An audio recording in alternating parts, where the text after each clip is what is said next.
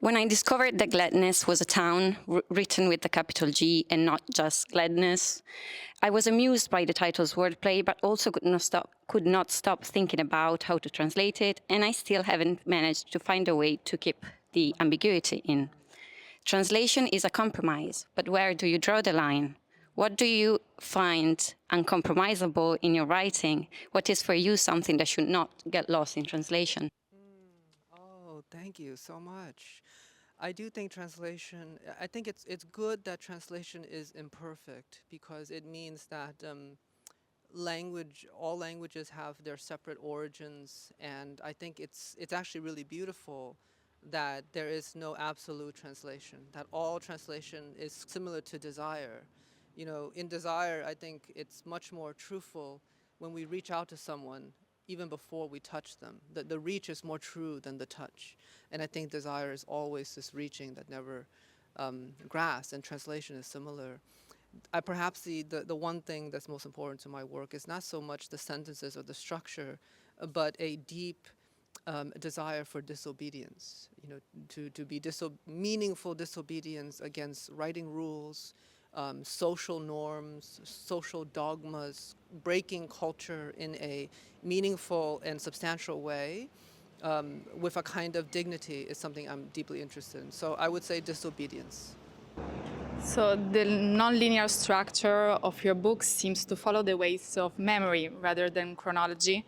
To what extent should time be treated as a narrative form shaped by memory rather than a simple sequence of events? I think memory is fractured, and the scientists tell us that every time we remember, we are making new connections. So memory is actually creation. It's actually poetry from the Greek root maker. So I think as much as we think it is recalling, we are also taking from the past and making something new in the present. And I was looking for a fractured form for a long time to write my works. But it wasn't actually until I went to the Palazzo Reale in Milan when I saw the inside there were these large cracks inside the walls. And when they showed it to me, they said that the municipal of Milan kept the bombing of American bombings, the violence intact. They did not want to fix it. And it was at that moment, this was while I was struggling to write my first novel, I saw the cracks, some of them as wide as my arm, all along the walls. And I was so moved because it showed that the city of Milan decided to preserve the memory of violence rather than erase the violence for the original. Because everything we think about in art restoration is always restore something to the original, we fetishize the origin. But here, these folks have prioritized the memory, preserving the ugliness that actually becomes beautiful because they chose to remember violence. And that's when I realized I can write my book with a kind of open wound. And the Japanese would call it wabi-sabi, right? We think of the Japanese ceramics often filling in the cracks with gold. And I think that was a new way for me to write my books. Your books are filled with cultural references, and your new novel, The Emperor of Gladness, is set in New England, a place most of us here at Festivaletteratura know nothing about. Do you ever think while writing how differently these references are perceived overseas, or does the universality of some experiences you talk about go beyond that? I think they go beyond. I think language is a signifier. So when I say winter, I have a very specific image in mind growing up in New England. But the word winter, with one definition in the dictionary, has a different connotation from someone from Napoli, or someone from Nigeria, or someone from Belgium, or Vietnam.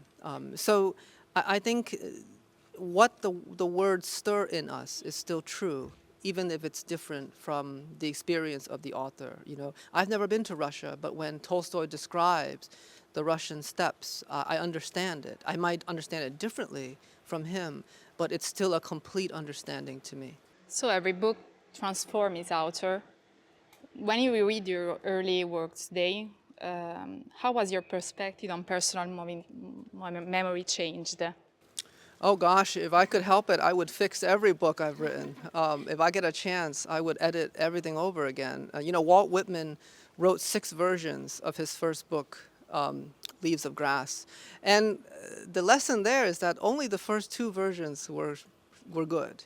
He sort of started to put too much control. He started to laden the work. It became bloated by the 6th draft. And so that's a lesson, but maybe that's not the best way, even though if I had a chance, I would probably write every page differently.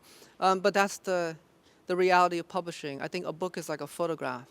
It captures an author's mind at a specific date and time, usually the date where they finally hand it over to their editor. But the work actually starts growing. It's an organic thing. Like if you take a photograph of a person last year, you already changed. Your cells change, your body changes. Certainly if a photograph of you when you were maybe 12 or 15 years later. So a book is a photograph, and maybe the best way to update it is to write the next book. The characters in your novels are often at the margins, and being on the edge is also a recurring image in your poetry. What is about margins and edges that you find so attractive? I think the margins to me is where the most exciting things happen, and it's always the margin that where culture is most malleable and palpable and electric.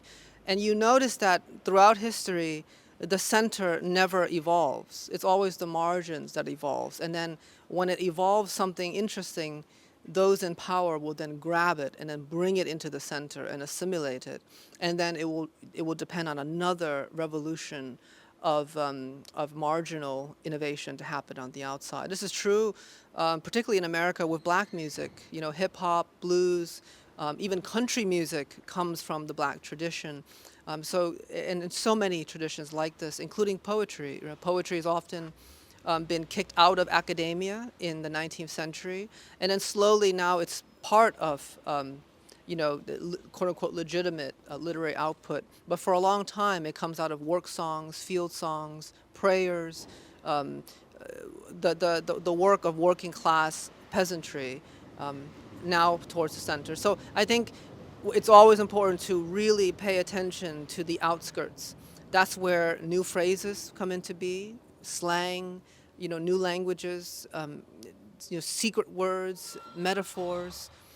Those are where, I think, to me, the most exciting linguistic activity happens. One of my favorite quotes from the books is when Gazina says, "Work can cast spells. You should know this as a writer. That's why it's called spelling, Labas." If you could really cast a spell with your poems or your novels, what would that be? Oh gosh, I don't know. I'm not much of a wizard. I think for me, actually, we are in Italy, and I was lucky to be here when I was 18, backpacking through Europe, like most Americans do.